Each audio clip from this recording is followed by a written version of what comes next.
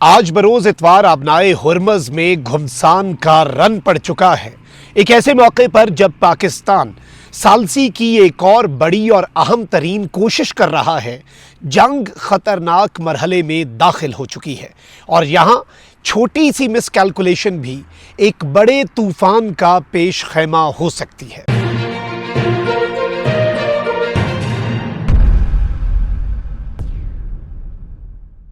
बिस्मिल्लाहिर्रहमानिर्रहीम, अस्सलाम वालेकुम। मैं हूं मखदूम शहाबुद्दीन। 7 जून 2026 इतवार का दिन।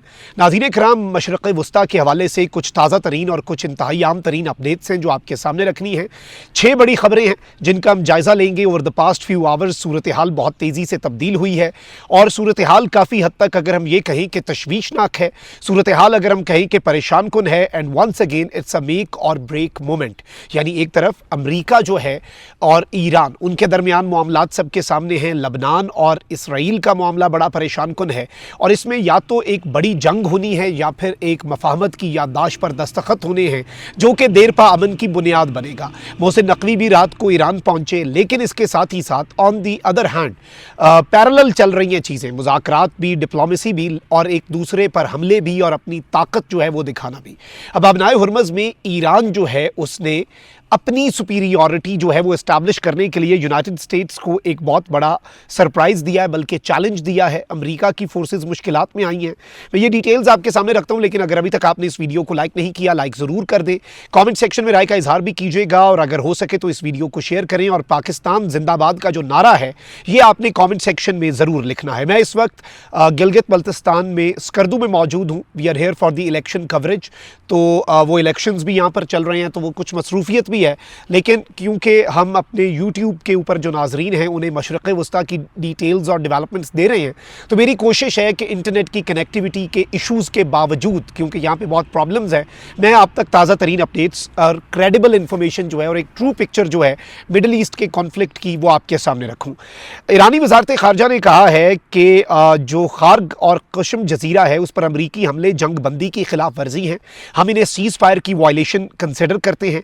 बार बार जंग बंदी की खिलाफ वर्जियों से जाहिर होता है कि अमरीका कशीदगी कम करने का कोई इरादा नहीं रखता।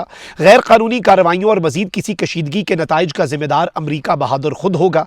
ईरानी वजारत खारजा के मुताबिक अमरीकी हमले में रडार और साहिली निगरानी की तंसीब को निशाना बनाया गया, यानी ईरान जिस कुशम जजीरे से अबनाए हुर्मुज को कंट्रोल करता है वहां पर ईरान के रडार सिस्टम्स को और साहिलों की निगरानी के लिए, समुद्रों की निगरानी के लिए जो ईरान का सिस्टम है उसे बहुत बुरे तरीके से हिट किया गया। अमरीकी हमलों के जवाब में ईरान ये कहता है कि हमने ईरान ने कुवैत और बहरीन में अमरीकी फौजी अड्डों को निशाना बनाया।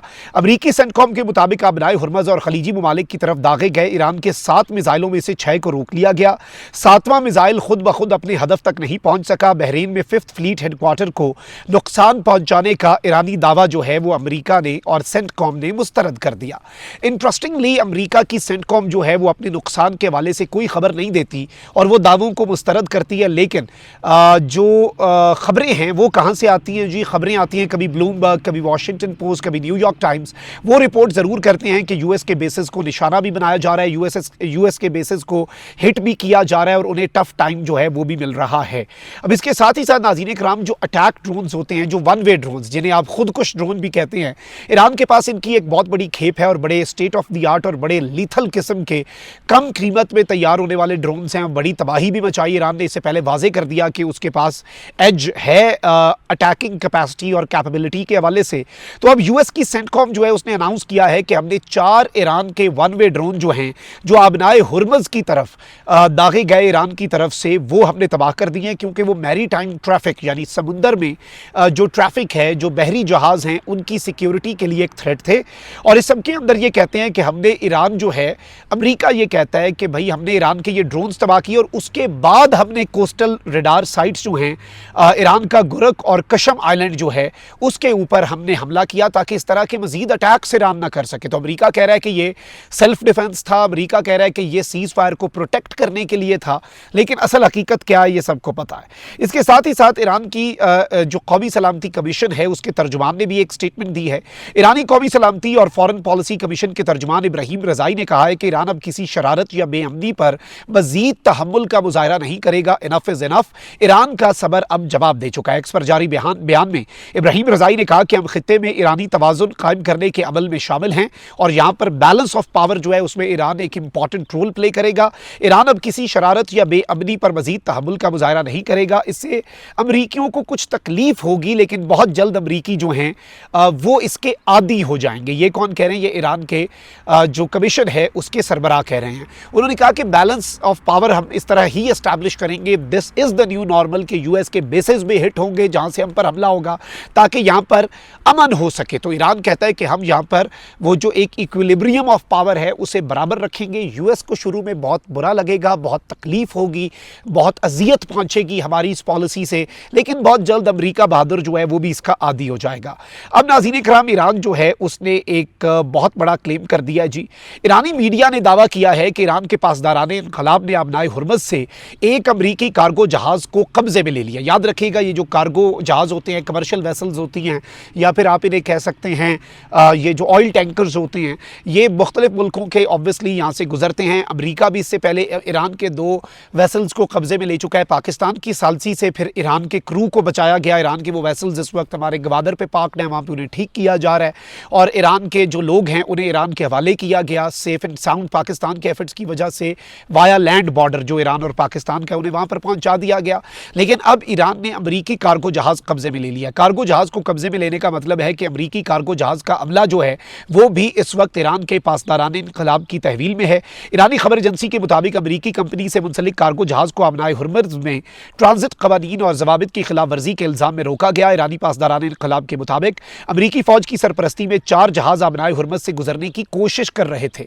यानी यूनाइटेड स्टेट्स की आर्मी जो है, नेवी जो है, सेंटकॉम जो है, वो इन्हें एस्कॉर्ट कर रहा था, इधर से निकालने की कोशिश कर रहा था।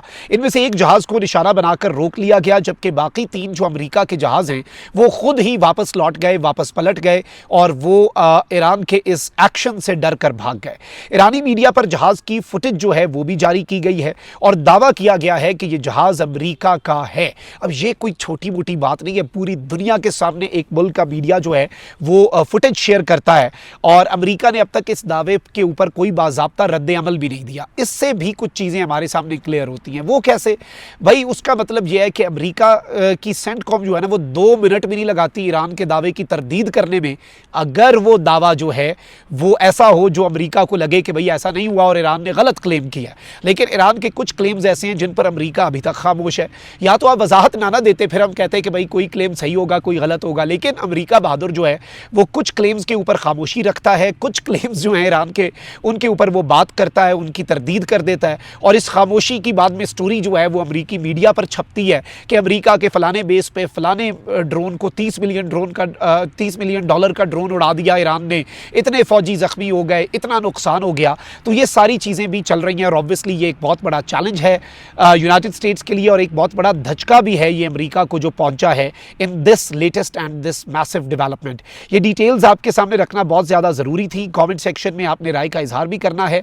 अपना बहुत ख्याल रखें। अल्लाह निगहबान। पाकिस्तान जिंदाबाद।